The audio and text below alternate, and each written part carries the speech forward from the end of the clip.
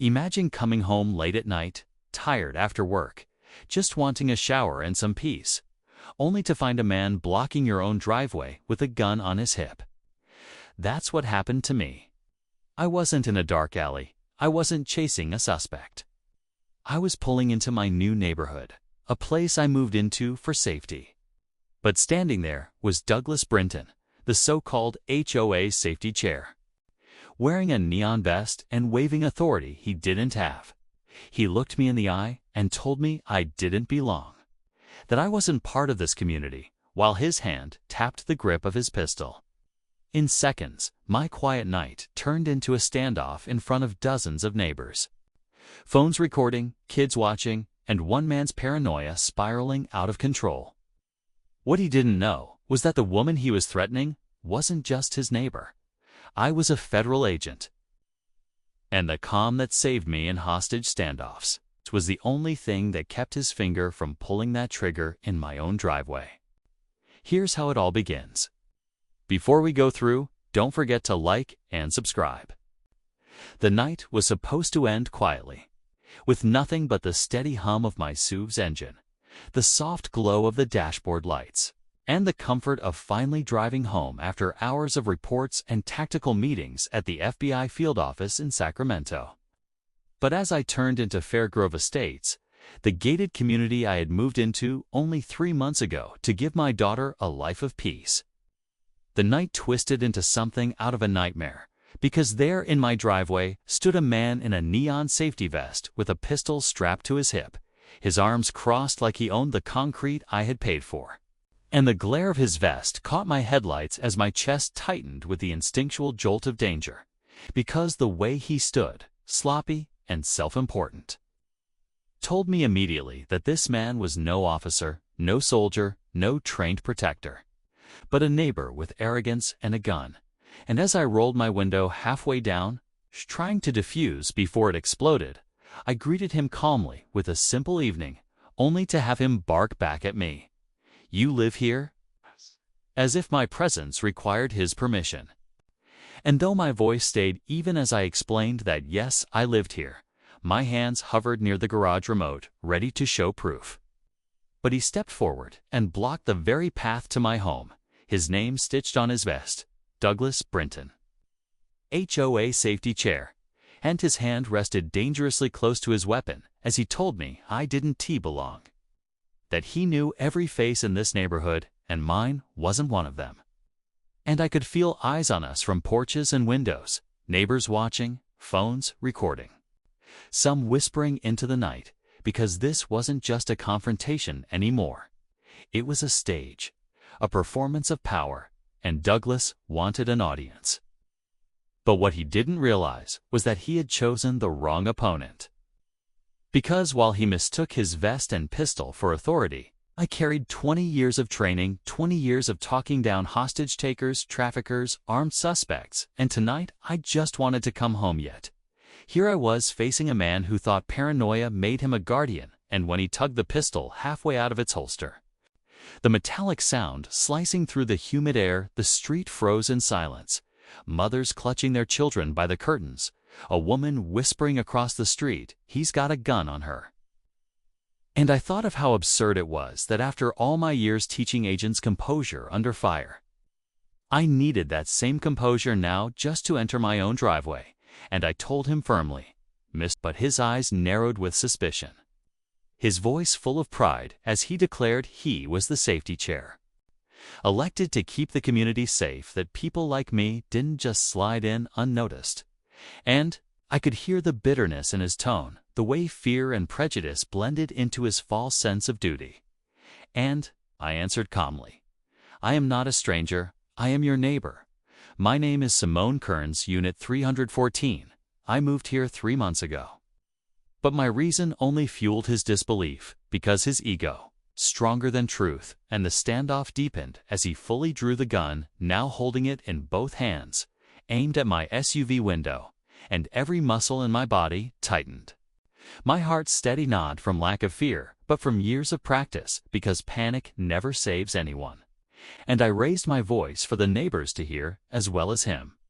saying that he was pointing a loaded gun at a woman in her own driveway, and that it needed to stop before he ruined his life forever. But Douglas only grew louder, shouting that I was lying, that I didn't belong. And when a woman across the street dared to call out that maybe I did live there, he whipped the gun toward her porch, waving it dangerously close to her window. And my muscles nearly snapped into action as I imagined the tragedy of him firing into a home because of his arrogance. And I reminded him sharply that he was scattering that gun across families and children. That one slip of his finger could end a life he claimed he was protecting, and I asked him the question that cut through his bravado. Douglas, what training do you have? Who taught you to handle conflict like this? Who told you this was safety? He barked back that he needed no training, that 15 years of living in this neighborhood gave him the right to know who belonged. And in those words, I saw the truth. This wasn't about safety. This was about control. About a man whose pride was built on suspicion.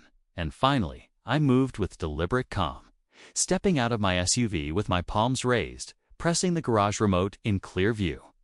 And as the door groaned open and the light flicked on, the neighbors gasped because the garage belonged to me, proof as plain as steel. Yet Douglas still sneered, saying I could have stolen the clicker, his mind refusing reality. And it was then that I knew patience had reached its edge. Because he wasn't just endangering me, he was endangering everyone around him. And slowly, I pulled the leather badge holder from my purse, lifting it under the streetlight where the gold FBI crest gleamed for every phone and every eye to see, and my voice rang clear. I am Special Agent Simone Kearns, FBI Tactical Command, Sacramento Field Office. I live here. You are pointing a gun at a federal officer and your neighbor. And you are seconds away from destroying your own life. And the neighbors erupted in gasps, whispers spreading like fire. She's FBI. And Douglas's face cracked, sweat dripping as his grip shook, his audience shifting against him, his power shrinking. And just as his pride pushed him close to pulling the trigger out of desperation, the sharp wail of sirens cut through the night, red and blue lights washing the cul-de-sac in flashing truth. And the officers pulled in fast, guns drawn, but froze as I lifted my badge high and identified myself, shouting that the armed suspect was Douglas Brinton, HOA safety chair, who had threatened me with a weapon for several minutes. And the word suspect landed like a hammer, the neighbors seeing him not as protector, but as aggressor. And the officers barked at him to drop his weapon, giving him his final warning, while Douglas shouted back that he was protecting the neighborhood, that I didn't belong. But no one believed him anymore, not with children crying, mothers recording, and neighbors shaking their heads. And as the officers closed in, Douglas finally dropped the gun with a clatter that echoed across the concrete, his shoulders sagging as they cuffed him, his protests fading into the back of a cruiser. And the neighborhood was left staring not at their savior, but at the man who nearly turned their street into a crime scene. And though the police drove him away, the echo of what had happened did not fade, because less than 48 hours later, the HOA clubhouse overflowed with more than 60 angry residents for an emergency meeting, voices clashing as some like Tommy Brandt defended Douglas, saying he was the only one who cared enough to patrol, while others shouted that he was reckless, that he nearly killed a neighbor. And when the chairwoman, Margaret Dwyer, called the room to order and asked me to speak, I rose slowly and told them I had done wanted to be in that room under such circumstances, that I had moved here to give my daughter peace, but instead I had been met with a loaded gun because a man decided my face didn't belong. And I explained that after 20 years of training federal agents, I knew that true safety is never born out of paranoia. That fear with a gun is not protection, it is a threat. And I reminded them that the only reason they weren't mourning a tragedy was because I had stayed calm when another man lost control. And my words silenced the room as I asked them to decide whether they wanted safety rooted in fear or safety rooted in trust. Because what happened to me could have happened to any of them, and slowly the tide turned. The neighbors who once defended Douglas lowered their voices. The vote was cast.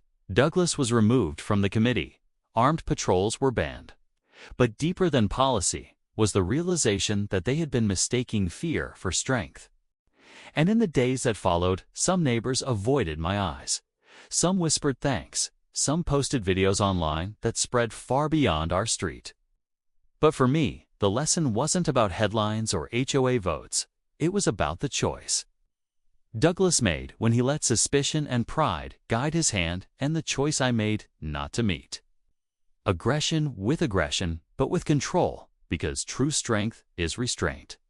And as I told my daughter when she asked why he thought I didn't belong, sometimes people see not who you are, but who they fear you to be. And when fear mixes with power, it becomes dangerous. And as I later told a reporter, fear makes you pull a gun. Judgment tells you when not to, and that difference saves lives. And though Fairgrove Estates slowly returned to its quiet rhythm, though children played again in the cul-de-sac and neighbors pretended normalcy, I carried forward not bitterness, but clarity. Because I knew that night in my driveway had proved once again that the greatest danger to any community is not the stranger outside the gate, but the fear and pride growing inside it.